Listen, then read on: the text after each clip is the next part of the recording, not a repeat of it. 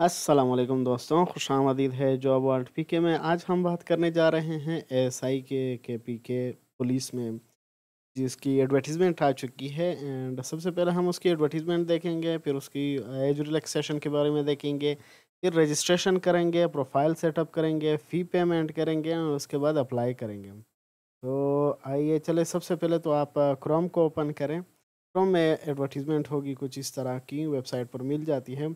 अब ये एडवर्टाइजमेंट 19 जून को शाया हुई है एंड लास्ट डेट जो है इसकी 8 जुलाई है 5 बजे तक। अप्लाई करने का तरीका हम बाद में देखेंगे। 165 टोटल पोस्ट हैं, जिसमें माइनॉरिटी फीमेल्स एंड मेल्स के लिए हैं। अब इसके लिए आपके पास 12 ईयर्स ऑफ एजुकेशन होनी चाहिए, चाहे फिर वो एफए हो, एफएससी हो, कुछ और हो, सेकेंडरी इंटरमीडिएट कुछ भी हो। आपकी एज जो हो वो 18 से 25 साल होनी चाहिए। इसकी जो है स्केल जो है 11 है, मेल एंड फीमेल दोनों के लिए है। इसके लिए आपकी हाइट जो होनी चाहिए वो 5 फीट 7 इंचज़ होनी चाहिए। चेस्ट जो होगी तो वो आपकी 33 से लेकर साढ़े 34 तक होनी चाहिए। एंड फीमेल्स के लिए यह है कि उनकी हाइट 5 फीट 1 इंच होनी चाहिए। अब इसमें कुछ एरियाज़ है, रीजन्स या डिस्ट्रिक्ट्स हम उसे कह सकते हैं। तो उसमें आते हैं सबसे पहले कैपिटल सिटी पुलिस ऑफिसर यानी पेशावर जो है, तो उसके 37 सीट्स है फ्रेश। लेफ़्ट ओवर में एक भी नहीं है। फीमेल के लिए 5 जो है फ्रेश आए हैं और लेफ़्ट ओवर भी 7 है, 3 है। तो ओवरऑल 8 बन जाते हैं फीमेल्स के लिए। एंड माइनॉरिटी के लिए 2 फ्रेश हैं एंड एक जो है वो लेफ़्ट ओवर है, तो इनके 3 हो जाते हैं। ओवरऑल पेशावर के 48 बन जाते हैं। इसी तरह बाकी सिटीज़ डिस्ट्रिक्ट्स के भी देखें तो कुछ में यहाँ पर देख सकते हैं कि ज़ीरो है, मर्दान के मतलब मेल्स यहाँ पर अप्लाई नहीं कर सकते हैं, क्योंकि यहाँ पर ज़ीरो हैं। फीमेल्स अलबत्ता अप्लाई कर सकते हैं लेफ़्ट ओवर सीट्स पर। एंड माइनॉरिटी वाले मेल्स या फीमेल्स भी अप्लाई कर सकते हैं लेफ़्ट ओवर सीट्स पर। इसी तरह जहाँ पर हज़ारा देखा जाए तो यहाँ पर ज़्यादा सीट्स हैं, यहाँ पर मेल भी अप्लाई कर सकते हैं, फीमेल भी अप्लाई कर सकते हैं।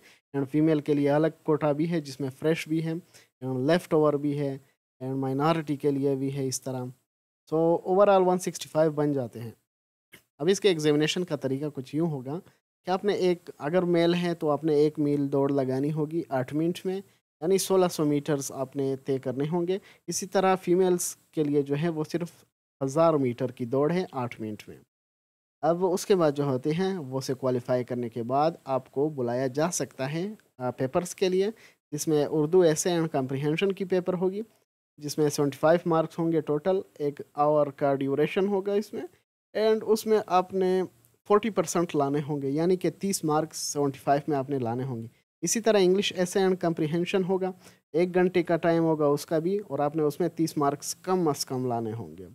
General knowledge and current affairs का पेपर है और बेसिक ये कंप्यूटर साइंस का पेपर हम इसे कह सकते हैं। तो उसके 50-50 मार्क्स हैं, 1 घंटा है। इसमें आपने 20-20 मार्क्स लाने होंगे कम अज़ कम। वाइवा में भी आपने 50 में कम अज़ कम 20 लाने होंगे। हाँ, ये याद रखें कि आपने कम अज़ कम तो आप ले आएँगे, लेकिन आपकी सिलेक्शन फिर मुमकिन नहीं होगी। तो कोशिश करें कि जितने ज़्यादा मार्क्स हों वो आप लाएँ। 40% पर तो आप सिर्फ़ पास होंगे, सिलेक्शन तो शायद 50 पर हो जाए, शायद 80 पर हो जाए। तो आप कोशिश करें कि ज़्यादा से ज़्यादा मार्क्स हर पेपर में ले आएँ और वाइवा में भी। हाँ, ये पेपर आपके हो जाएँगे, 4 पेपर आपके पहले हो जाएँगे, उसके बाद आपका साइकोलॉजिकल टेस्ट होगा। साइकोलॉजिकल टेस्ट में आपका देखा जाएगा कि आप जो है वो पुलिस के लिए काबिल है कि नहीं, यानी आपकी मेंटालिटी पुलिस के लिए ठीक होगी या नहीं होगी जॉब के लिए। सो उस साइकोलॉजिकल वाइवा के टेस्ट के बाद आपकी वाइवा होगी। वाइवा में फिर आपको मार्क्स दिए जाएँगे एंड उस बेस पर आपकी मेरिट लिस्ट तैयार होगी। उस लिस्ट में अगर आपका नाम यहाँ पर आ जाता है इन कैटेगरीज़ में, मतलब कि लेट्स से यहाँ पर 4 सीट्स हैं और 4 सीट्स में आप टॉप 4 पर आ जाते हैं, तो आपकी सिलेक्शन हो जाएगी। अदरवाइज़ अगर आप 5th नंबर पे हुए, 6th नंबर पर हुए तो आपकी वेटिंग लिस्ट में होंगे, या फिर आप नेक्स्ट टाइम फिर ट्राई करना होगा आपने। अब जनरल कंडीशंस कुछ ख़ास नहीं है, आपने अप्लाई करना होगा ऑनलाइन, वो तो मैं बता दूँगा। फ़ी भी जमा करना होगी वो भी। यहाँ पर आप देख सकते हैं एज रिलैक्सेशन का रेड में दिया गया है। और ख़ास तौर पर ये बताया गया है कि 1 जनवरी 2025 से तक आपकी एज काउंट होगी। अगर उस टाइम तक आपकी एज 18 से 25 साल बन जाती है, तो फिर ठीक है। अगर उससे कम हुई तो शायद गुज़ारा कर दें, लेकिन अगर उससे ज़्यादा हुई तो आपकी चांस नहीं होगी। मतलब आप जहाँ पर भी कोई भी एएसआई की पोस्ट हो, चाहे फिर वो मोटरवे पुलिस हो, प्रोविंशियल पुलिस हो या फिर एयरपोर्ट सिक्योरिटी हो, उनमें एएसआई की जो मैक्सिमम एज है वो 25 है। 25 से ज़्यादा वो आपको कभी भी अलाउ नहीं करेंगे कि वो एएसआई पोस्ट के लिए आप अप्लाई कर लें। सो जो 25 से ज़्यादा है वो कोशिश करें कि वो सब इंस्पेक्टर के लिए अप्लाई करें, इंस्पेक्टर के लिए अप्लाई करें, बड़ी-बड़ी सीटों के लिए थोड़ा अप्लाई कर लें। उनका भी ऑलमोस्ट 28 से 30 साल होता है। इसी तरह फिर वही है कि मतलब आपकी डॉक्यूमेंट्स जो होनी चाहिए वो क्लोजिंग डेट से पहले पूरी होनी चाहिए। जो भी आपकी डिग्री वगैरह हैं, अगर गवर्नमेंट अप्लाई हैं, तो आपने कुछ यूँ करना है कि आपने डायरेक्टली अप्लाई करना है। एनओसी आप बाद में 30 दिन के अंदर जमा कर सकते हैं। अ, बाकी जो है इसमें हम ये कर सकते हैं कि हाँ, ये भी बताया गया है कि अगर ज़्यादा लोग हुए तो शायद एक्स्ट्रा टेस्ट वगैरह भी लिए जा सकते हैं, जैसे subjective type test, general knowledge वगैरह टेस्ट, ये भी हो सकते हैं। एंड ये भी कहा गया है कि जो आपने आपको टेस्ट के लिए बुलाया जा सकता है ई लेटर्स के ज़रिए, ईमेल के ज़रिए, एसएमएस के ज़रिए 15 दिन पहले, टेस्ट से 15 दिन पहले बुलाया जा सकता है टेस्ट या इंटरव्यू के लिए।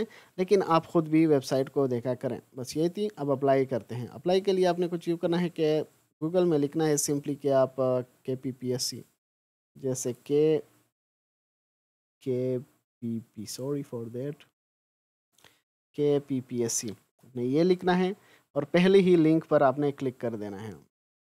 यहाँ पर आपने अप्लाई एक ऑप्शन देख सकते हैं, इसी पर ही क्लिक करना है। और अगर आपका अकाउंट ना हुआ तो आपने क्रिएट न्यू यूज़र अकाउंट पर क्लिक करना है। यहाँ पर देख सकते हैं, यहाँ पर आपने अपना पूरा नाम लिखना है जो आपके शनाख्ती कार्ड पर है, जो आपके डॉक्यूमेंट्स पर है। यहाँ से आपने अपनी जेंडर सेलेक्ट कर लेनी है। यहाँ पर आपने अपनी सीएनआईसी, पूरी सीएनआईसी लिखनी होगी। डैशेस खुद ही आ जाते हैं, यहाँ पर सिर्फ आप सीएनआईसी नंबर लिखें। यहाँ से आप ज़ोन को देखें, अपने इलाके को देखें, जो भी हो उसी में से आपका ज़ोन, या तो ज़ोन होगा या फिर अपना वो होगा डिस्ट्रिक्ट वगैरह होगा, तो उसी को सेलेक्ट करें। अगर यहाँ पर स्टार्ट में नहीं आते हैं तो सब जो सेट्स हैं यहाँ पर भी देख सकते हैं, इसी के नीचे भी आते हैं और नीचे तक लिस्ट पड़ी हुई है। इस सब को आराम से देखें और इसी में ही सेलेक्ट कर दें एक। इसको सेलेक्ट करने के बाद यहाँ पर अपना ईमेल एड्रेस लगे, किसी और का नहीं, या फिर वो वाला ईमेल एड्रेस लिखे जो आपके मोबाइल में हो, अभी चल रहा हो और आपको ईमेल्स रिसीव होते हैं। और यहाँ पर अपना पासवर्ड लिखें और उसी पासवर्ड को दोबारा यहाँ पर इंटर कर ले और क्रिएट न्यू यूज़र पर क्लिक कर दें। उसके बाद आपने लॉगिन पर क्लिक कर लेना है। लॉगिन पर क्लिक करने के बाद आपने वही सीएनआईसी यहाँ पर इंटर करनी है और वही वही पासवर्ड दोबारा से यहाँ पर लिखना है और लॉगिन कर देना है। जैसे ही आपका लॉगिन हो जाए तो यहाँ पर आप देख सकते हैं आपका नाम लिखा होगा जिसको आप चेंज नहीं कर सकते हैं, तो आपने पहले से ही सही तरीके से करना होगा। यहाँ पर आपने अपना फादर नेम लिखना होगा एंड यहाँ पर आपका मेल लिखा होगा, जो आपको मतलब जेंडर आपको चेंज नहीं कर सकते अभी। चेंज करने के लिए आपको ऑफिस फिर जाना होगा। मैरिटल स्टेटस आप चेंज कर सकते हैं यहाँ से। एंड अपना सीएनआईसी लिखा होगा जिसको आप चेंज नहीं कर सकते। यहाँ पर आपने अपना पोस्टल एड्रेस लिखना होगा और यहाँ पर आपने अपना परमानेंट एड्रेस लिखना होगा। तो यहाँ पर आपने अपना नंबर लिखना होगा, 03 कुछ इस तरह होगा, वो नंबर लिखें और व्हाट्सएप नंबर अगर वही है तो वही नंबर यहाँ पर फिर से लिखें। इसको रहने दें ओवरसीज़ कॉन्टैक्ट नंबर को, और ईमेल एड्रेस यहाँ पर लिखें। यहाँ पर अगर आपने अपना ज़ोन सेलेक्ट नहीं किया हो सही से तो दोबारा से यहाँ पर सेलेक्ट कर दें। और यहाँ पर आपने अपना प्रेफर्ड एग्जामिनेशन सेंटर लिखना होगा कि आपने जो एग्ज़ाम देना है तो वो कहाँ पर आप पसंद करना चाहेंगे। जो भी आपके करीबी इलाका है उसी को ही सेलेक्ट कर ले। जैसे यहाँ मेरे करीबी पेशावर आता है तो मैंने इसको कर दिया है। नीचे आते हैं तो यहाँ पर देख सकते हैं डेट ऑफ बर्थ। यहाँ पर आप इसको सेलेक्ट कर सकते हैं, यहाँ से अपना डेट ऑफ बर्थ। यहाँ पर रिलीजन सेलेक्ट कर लें अपना। यहाँ पर अगर आप हाफिज़ कुरान है तो यस कर दें, अदरवाइज़ नो कर दें। फिज़िकल डिसेबिलिटी है तो यस, अदरवाइज़ नो। अगर नेशनैलिटी आपकी क्या है, पाकिस्तान लिखें यहाँ पर।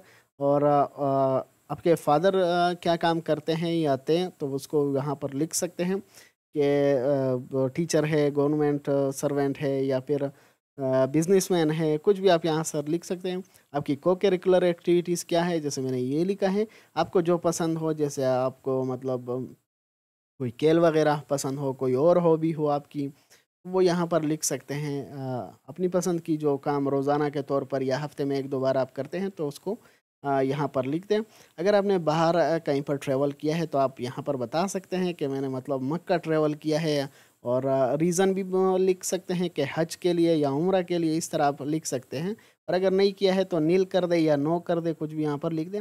अगर आप गवर्नमेंट सर्वेंट है तो यहाँ पर यस कर दें, और ना नो ही रहने दें। और यहाँ पर इसको भी डायरेक्टली नो ही रहने दें। लेकिन इसके मतलब यही है कि अगर आपकी पहले कहीं जॉब थी तो आपको कहीं ज़बरदस्ती निकाला गया था, या आपने कोई इस तरह मिसबिहेव किया था जिसकी वजह से आपको निकाला था, तो यहाँ पर हमने नो करना है।